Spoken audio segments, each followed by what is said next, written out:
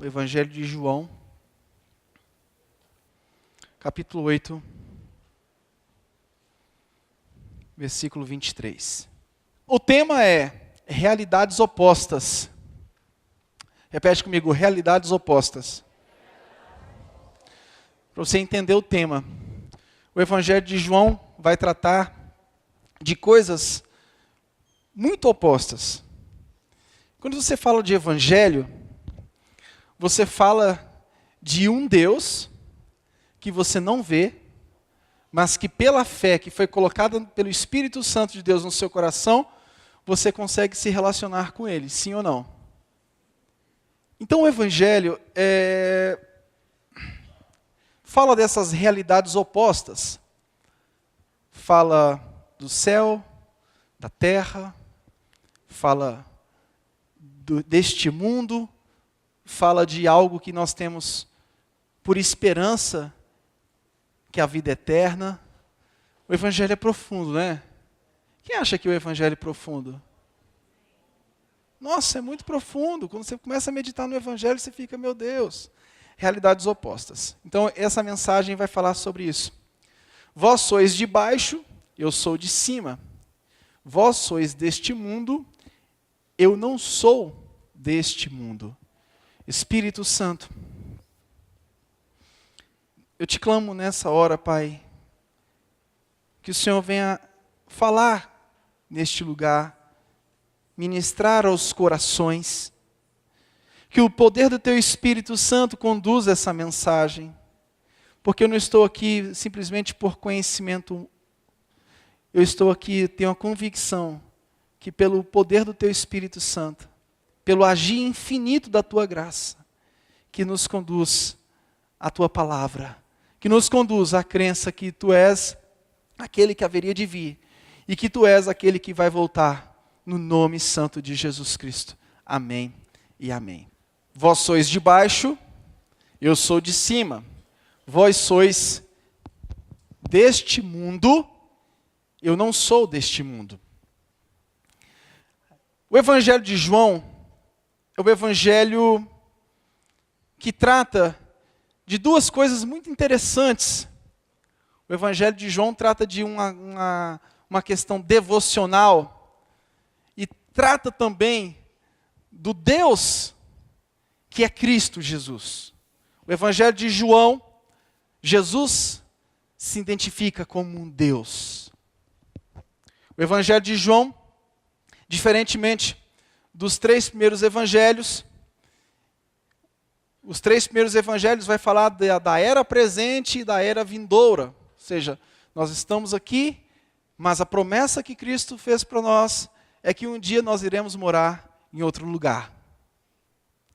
O Evangelho de João vai tratar dessas realidades opostas. E a primeira realidade oposta que o Evangelho de João vai trabalhar são os dois mundos. Dois mundos. João, o texto base da nossa mensagem, fala de um mundo inferior e um mundo superior. O mundo inferior é esse mundo que nós vivemos aqui. O mundo superior é o mundo que Cristo vive. É o mundo que Ele está sentado. O Evangelho de João vai falar desses dois mundos, o de cima e o de baixo. Em João, este mundo quase sempre permanece em contraste com o mundo de cima. Nós sempre nos pegamos amando este mundo, sim ou não? A nossa luta diária, a nossa luta constante é para que o nosso amor não seja ligado a este mundo. E quando você vai à igreja, por exemplo, quando você resolve congregar com os teus irmãos, essa obra do Espírito Santo que te levou a isso, é para que na sua vida seja valorizado o que nos aguarda. Então nós estamos em constante luta em relação ao apego que nós temos a este mundo. Por quê? Porque o Senhor nos prometeu outro lugar. Eu vou preparar lugar para vocês. Ele foi preparar um lugar para nós. E a igreja anuncia Esse Jesus que foi preparar um lugar para mim e para você. Este mundo aqui é visto como mal. Esse sistema tem um governo. O governo dominante no sistema mundano é o próprio diabo. Mas a luz de Cristo veio e dissipou as obras das trevas. É o que diz lá no capítulo 11, versículo 9 de João. Nos dando a oportunidade de, mesmo estando aqui, nós conseguimos enxergar lá. A luz do Evangelho entrou nos nossos corações, e vivendo aqui na terra, em carne, porém em espírito. Neste mundo, porém, olhando para o mundo futuro. O Espírito Santo trouxe a nós a luz. O Espírito Santo revelou Jesus Cristo nos nossos corações. E agora nós temos a oportunidade de ver, de viver neste mundo com outro olhar, com outra perspectiva. Nós andamos aqui, mas esperamos algo maior. Nós estamos aqui, mas não somos daqui. O Deus em Cristo Jesus desceu do céu, habitou neste mundo, para nos entregar a promessa de outro mundo.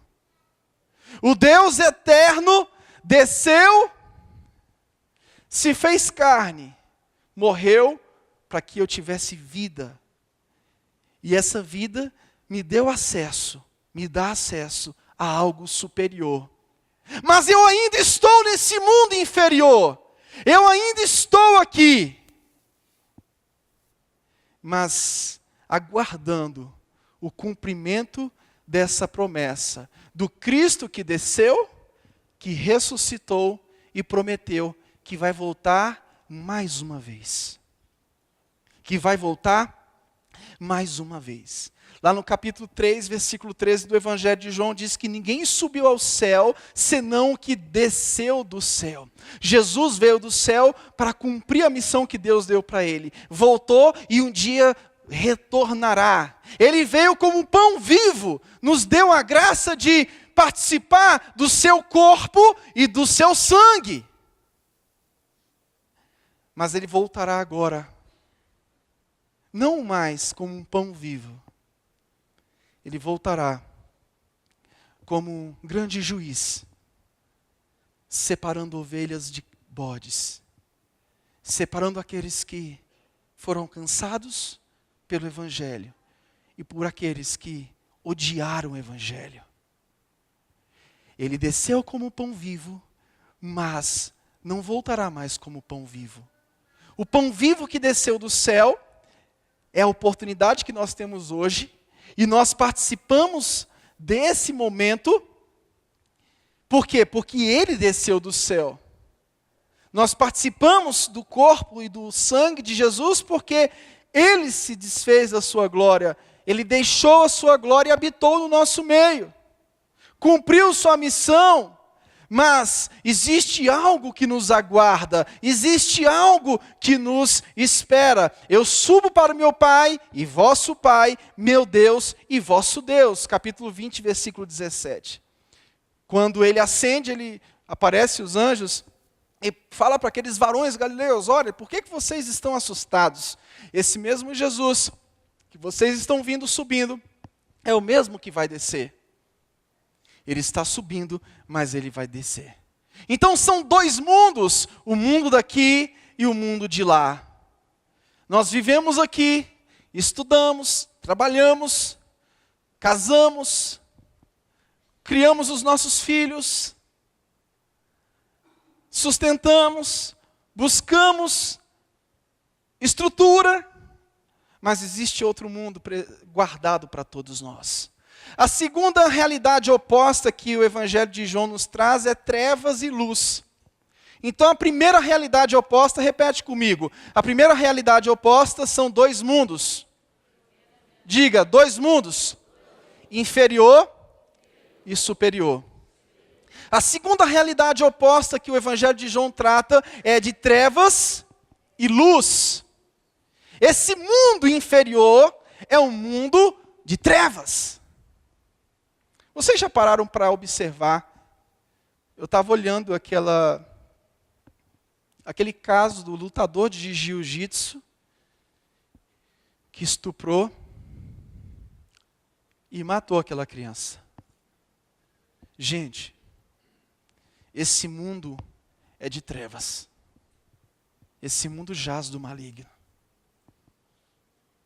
Todas as vezes que nós ligamos o noticiário, nós nos deparamos com notícias desagradáveis. Se as notícias desagradáveis, se as coisas desagradáveis desaparecerem, os repórteres estão perdidos. Não vai ter mais o que noticiar, porque o que eles só noticiam são coisas desagradáveis. Você viu o que aquele rapaz falou para a mãe? Olha, eu matei o seu filho, depois você vai descobrir o porquê. Como se matasse uma criança fosse alguma coisa simples. O presente século são trevas. O presente século é caracterizado por essas trevas. A gente pensa que a criminalidade vai terminar. A gente pensa que a corrupção vai parar, de repente vem agora a do petróleo. A de Passadina. Os caras são presos e agora a gente pensa, não, alguns deles foram presos e agora não vai ter mais corrupção. Quando você menos espera,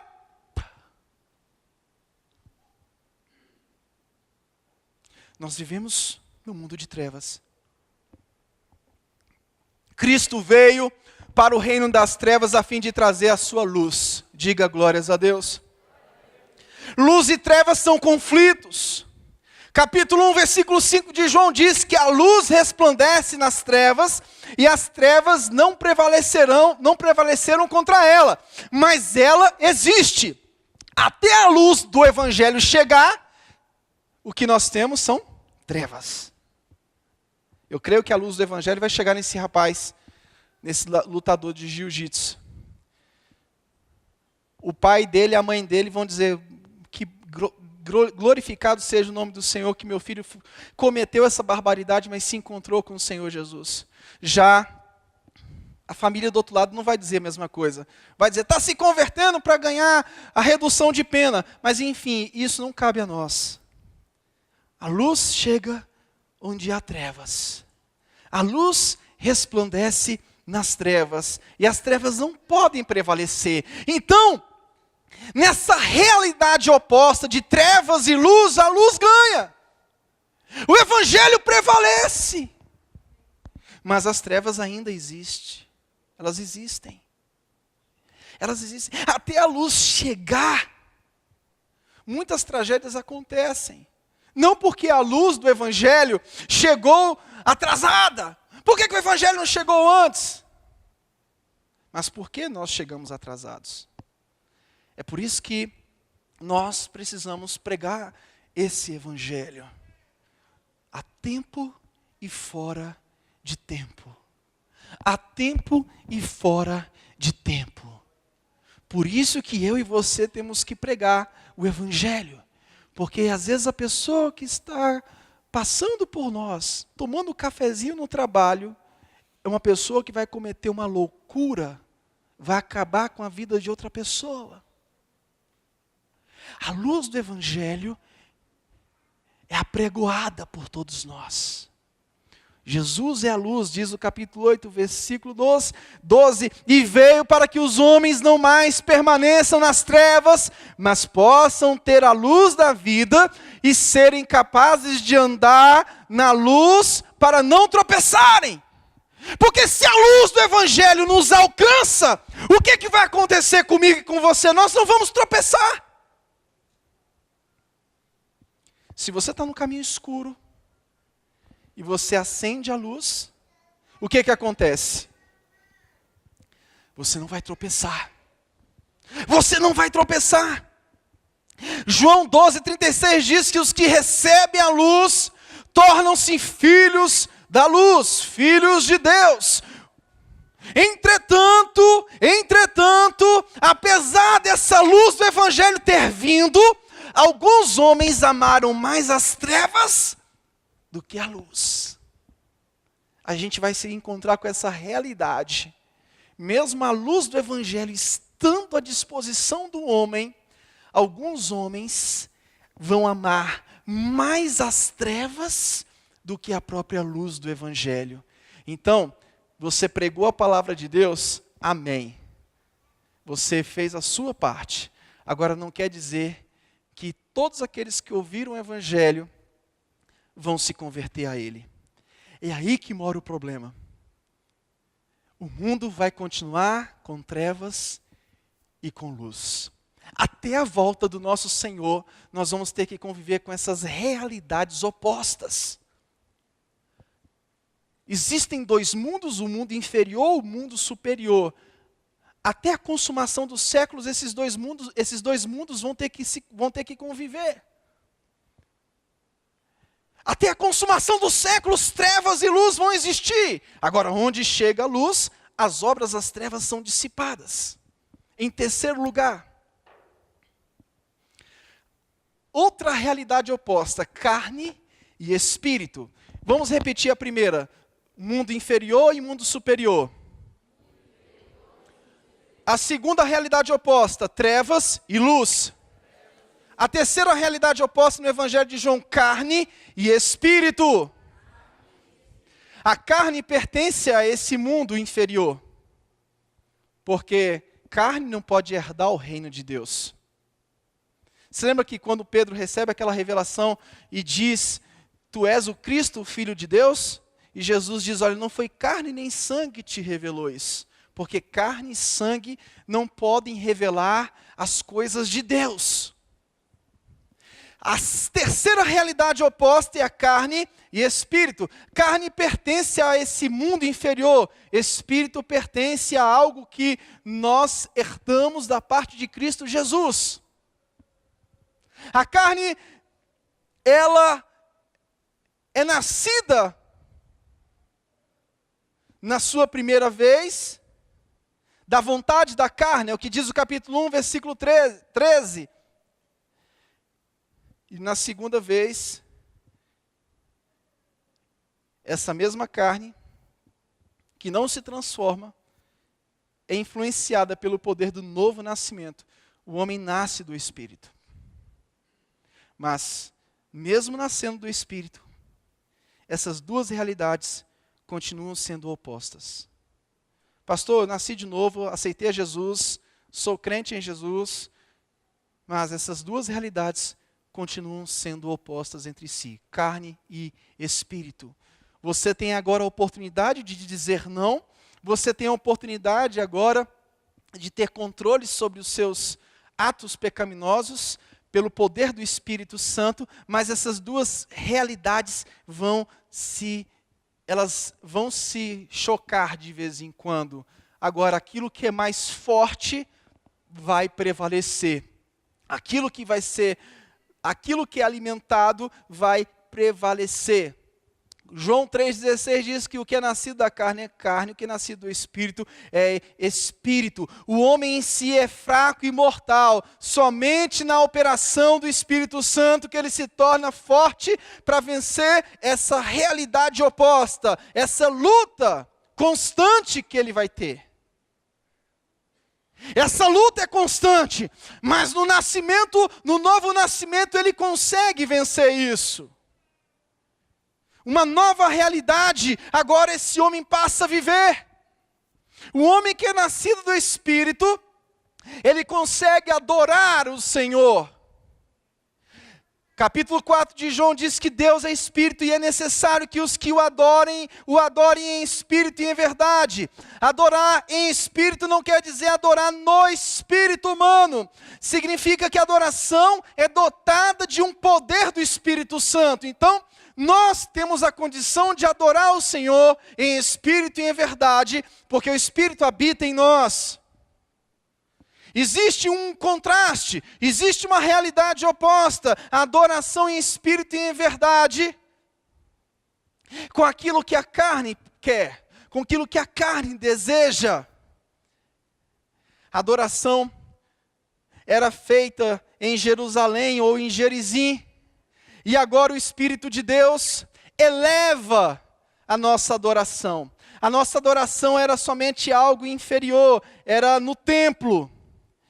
Agora a nossa adoração consegue chegar aos céus. Quer dizer, o inferior e o superior agora se comunicam.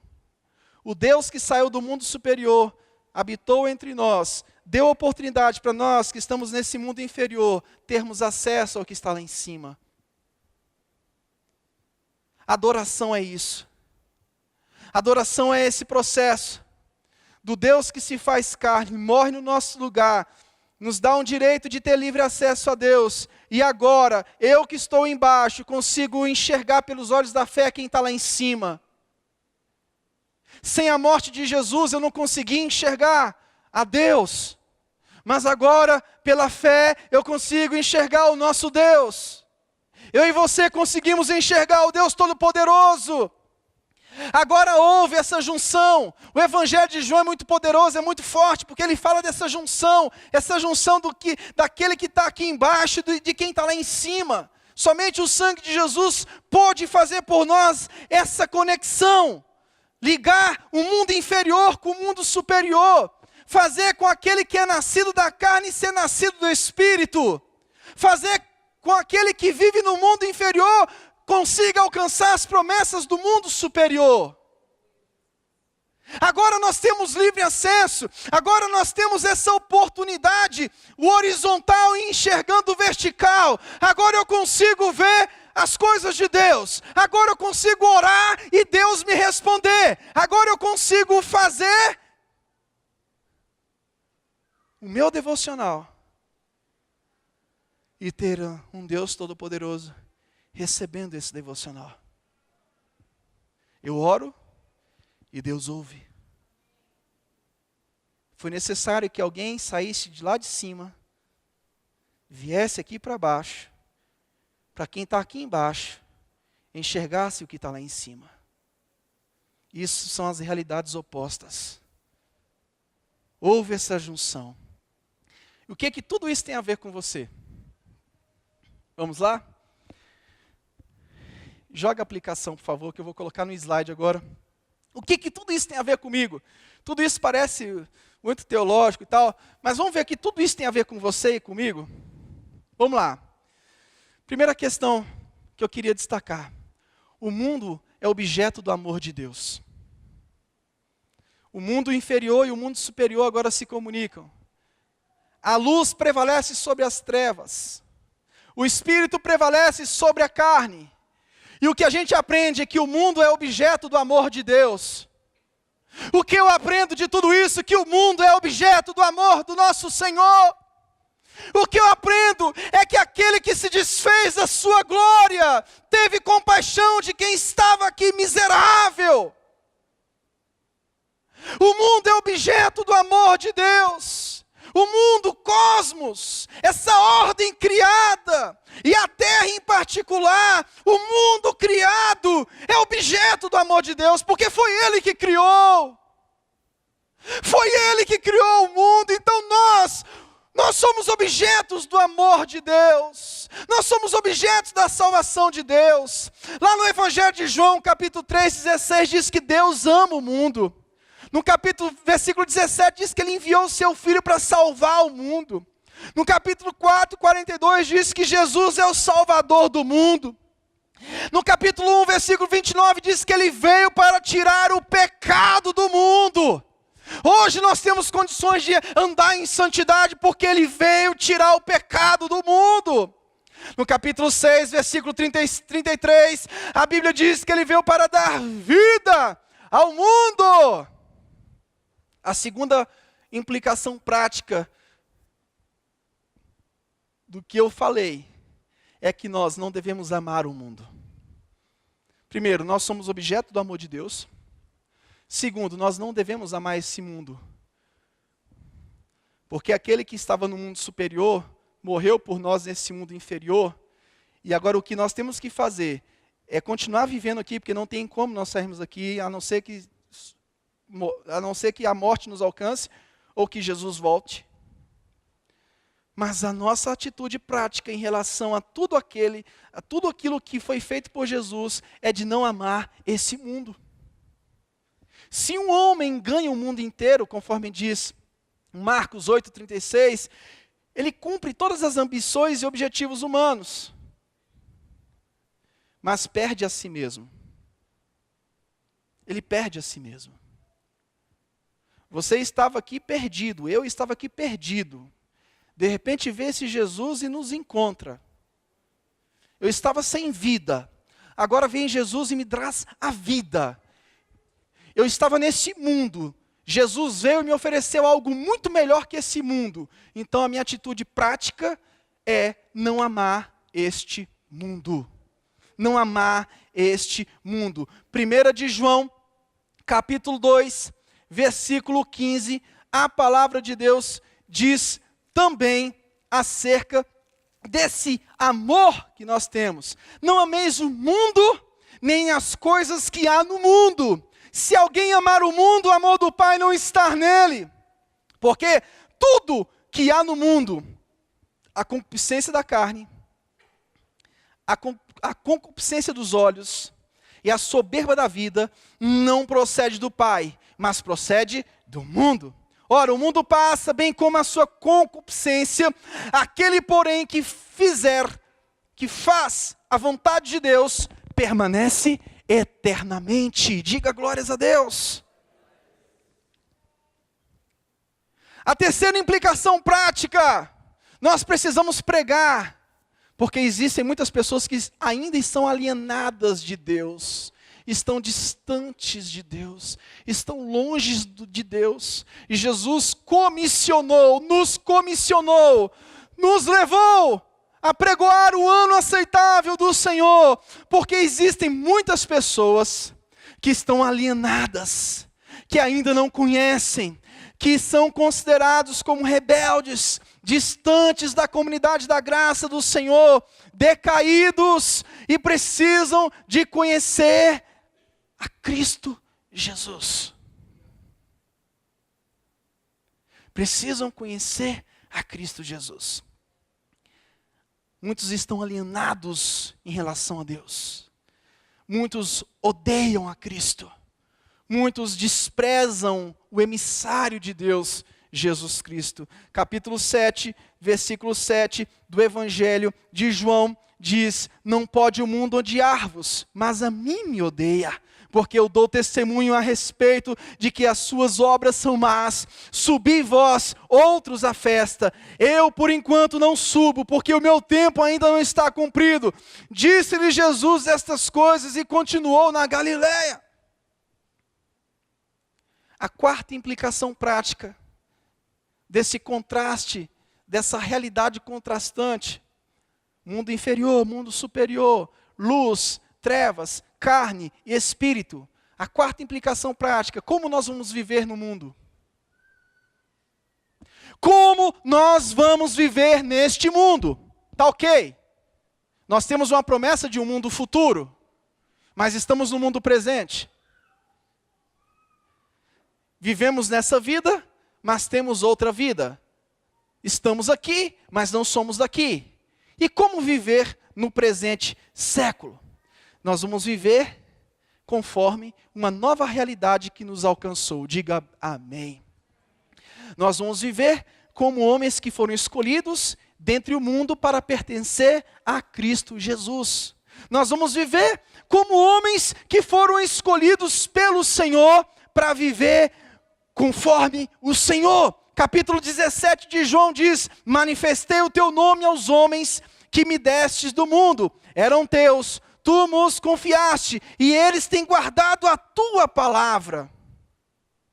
Nós não vamos mais participar do caráter como o caráter que é do mundo. Como eu vou viver no mundo? Eu vou viver como alguém que pertence a Cristo, como alguém que recebeu a palavra de Deus, como alguém que vive uma nova realidade, como alguém que foi alcançado por uma graça infinita. Tem como viver nesse mundo? Com a graça de Jesus tem como viver nesse mundo. Até a volta de Jesus, você e eu teremos condições de viver aqui. Até a volta de Jesus, nós teremos condições de viver aqui. Nós vamos expressar Cristo através das nossas próprias vidas. Como nós vamos viver nesse mundo? A reação dos discípulos, a nossa reação não deve ser a de ir para um mosteiro. A nossa reação não é de nos afastar completamente, abandonar a nossa família, deixar tudo, agora eu vou entrar numa caverna, porque se o mundo jaz do maligno, se existe esse contraste de trevas e luz, de mundo inferior com mundo superior, entre carne e espírito, então eu vou me isolar. Eu vou me isolar de tudo e de todos, porque sendo assim, eu não vou ser influenciado pelo mundo. Tem como viver no mundo e não ser influenciado pelo mundo? É a proposta do Evangelho. Tem como viver aqui e não ser amoldado pelas coisas que estão aqui? É o poder do Espírito Santo que te capacita a fazer isso. Como eu vou viver neste mundo? Nós vamos viver motivados pelo amor a Deus, em lugar do amor por este mundo. Eu vou andar aqui, eu vou estudar aqui, vou formar minha família, vou viver minha vida profissional, mas eu não vou ser motivado por amor a este mundo. Eu vou fazer tudo o que eu tenho que fazer aqui, mas a minha maior motivação não será este mundo, será o mundo superior. Eu vou fazer tudo o que eu tenho que fazer no meu dia a dia. Eu não vou te aconselhar a largar emprego, a se amontoar todo mundo aqui para esperar Jesus voltar. Não. Jesus vai voltar, eu não sei quando. Os sinais são fortes, mas eu não vou dizer data, eu não sou louco. Não sou abestalhado. Mas ao mesmo tempo, o que nós temos que dizer como igreja é que você não pode ser um alienado. Viva aqui, esperando em relação àquilo que vem de lá. Continue trabalhando. Eu vi uma coisa que eu fiquei chocado. Um líder motivando os seus fiéis a não estudarem. Um líder motivando os seus fiéis a não trabalharem. Um líder falando para os jovens, olha, pare com isso, esse negócio de faculdade é besteira, Jesus está voltando. Não é essa a proposta do Evangelho. A proposta do Evangelho é nós vivermos Cristo dentro desse presente século mau. Expressar Cristo dentro daquilo que a gente tem hoje, esperando a promessa futura. Então invista na sua vida, mas não ame aqui mais do que a sua própria esperança que você tem de lá. Mas faça o que você tem que fazer aqui. Não pare de estudar, não pare de trabalhar, não diga que vai deixar tudo para fazer alguma coisa. Isso aí são casos específicos. Continue os seus projetos, mas ame mais a Deus do que os seus próprios projetos. Pastor, eu vou largar meu emprego e vou fazer a obra de Deus. Se Deus, olha, isso é muito específico. Isso não é para todos. Isso é uma chamada muito específica. A chamada de tempo integral não é fácil. Não é fácil, isso não é para todos. O que nós temos que fazer é saber expressar os valores de Cristo nesse presente século mau. Na minha faculdade tem uma turma lá, barra pesada. Faz um culto lá no intervalo com essa turma pesada lá e deixa a luz do Evangelho invadir aquele local. No meu emprego tem uma turma lá, pastor, que conta piada. No cafezinho você pede a oportunidade, abre a Bíblia e pregue a palavra. E a luz do Evangelho vai começar a fazer parte daquele ambiente. Pastor, eu vi uma pessoa dizendo hoje que uma cidade aqui do DF é muito ruim para abrir igreja, parece que é até comércio, né? Eu disse, olha, não existe lugar ruim para se abrir igreja, existe local mal evangelizado. Ou locais que são mal trabalhados. A sua comunidade pode ser uma bênção. A sua cidade pode ser impactada pela luz do Evangelho, porque a luz sempre prevalece contra as trevas. Sempre prevalece contra as trevas. No seu condomínio tem coisas trevosas. Sim ou não? Todo condomínio tem coisas trevosas, mas a luz do Evangelho pode mudar essas coisas trevosas. Porque nós éramos trevas, nós éramos trevulentos, se existe essa palavra. Se eu mudei, se você mudou, por que o seu vizinho não pode mudar? Por que o seu amigo não pode mudar? Por que seu parente não pode mudar? Eu estava na Bahia, lá na terra de Painho, aí, conversando com a minha cunhadinha, ela disse, olha, o Espírito Santo disse que seu irmão vai ser pastor. E ele é espírita. Aí ele falou comigo, rapaz, falou mesmo aí, ela me levou numa igreja aí, uma irmã veio, orou por mim, e coisa e tal. Eu disse para ele, então tá bom, então você vai beber o seu último gole de cerveja hoje, de pinga hoje, e amanhã você já vai colocar a Bíblia debaixo do braço. Brincando com ele, ele começou a rir. Se fosse antes, ele avançava para cima de mim e o pau quebrava. O Espírito Santo faz a obra. O Espírito Santo faz a obra de Deus. Como viver nesse mundo? Eu não vou deixar de conviver com a minha família. Eu não vou deixar de frequentar a casa da minha família.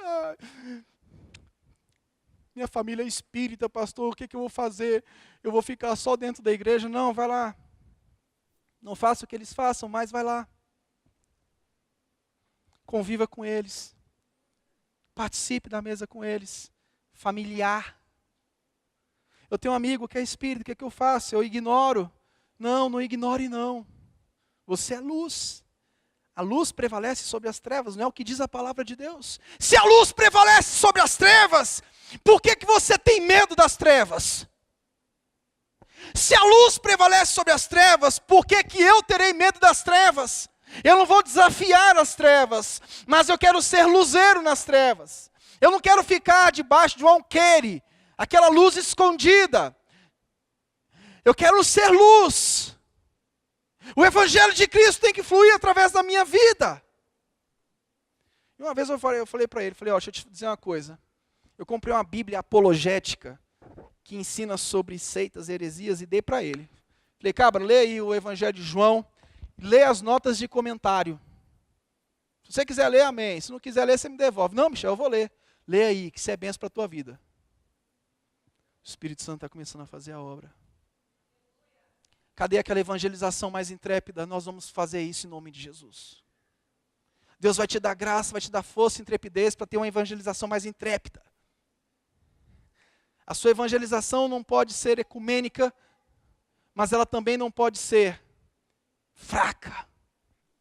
Você tem que acreditar que a luz prevalece sobre as trevas. Você tem que acreditar que Jesus é muito maior que o diabo. Você tem que acreditar que Ele prevalece.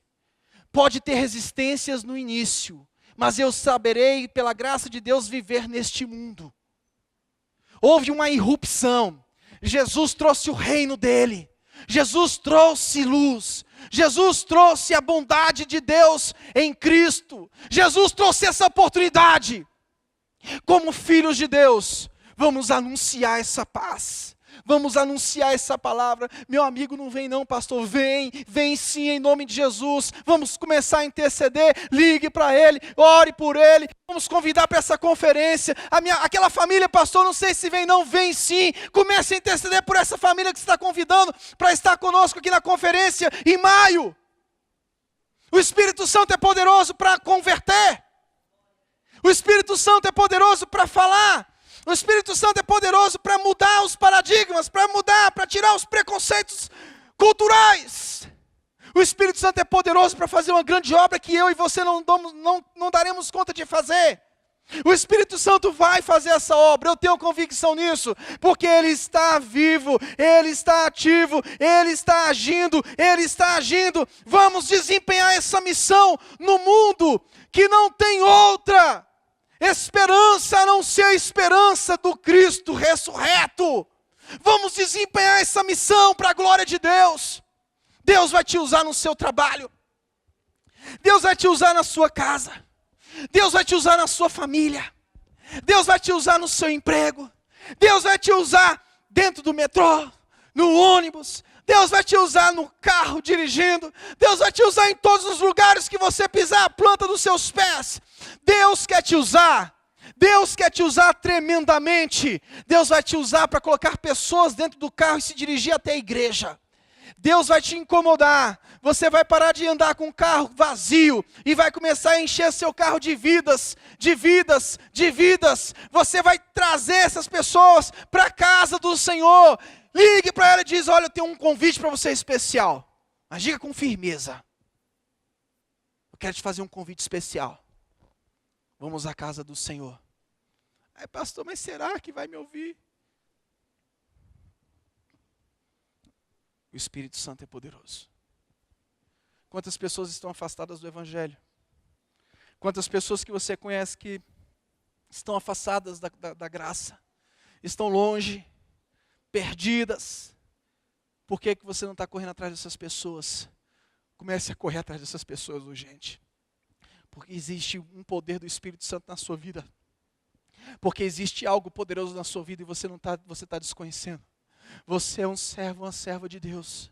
Você é um homem e uma mulher de oração. Você é um homem e uma mulher que foi alcançado por essa graça. Ninguém pode deter os filhos de Deus na face da terra. Ninguém pode deter os filhos de Deus na face da terra. Comece a levantar em oração. Comece a levantar em consagração. Porque Deus tem algo grande para a sua vida. Deus vai fazer com que você enxergue o Evangelho. Deus vai fazer com que você enxergue a utilidade de ouvir e de ler a palavra. Deus vai fazer com que você enxergue isso. Eu quero te dizer, meu querido, tem como viver nesse mundo? Tem. Nós vamos viver, passar por muitas coisas, ouvir muitos noticiários, mas tem como viver aqui. O Espírito Santo te capacitou até a volta de Jesus a caminhar aqui.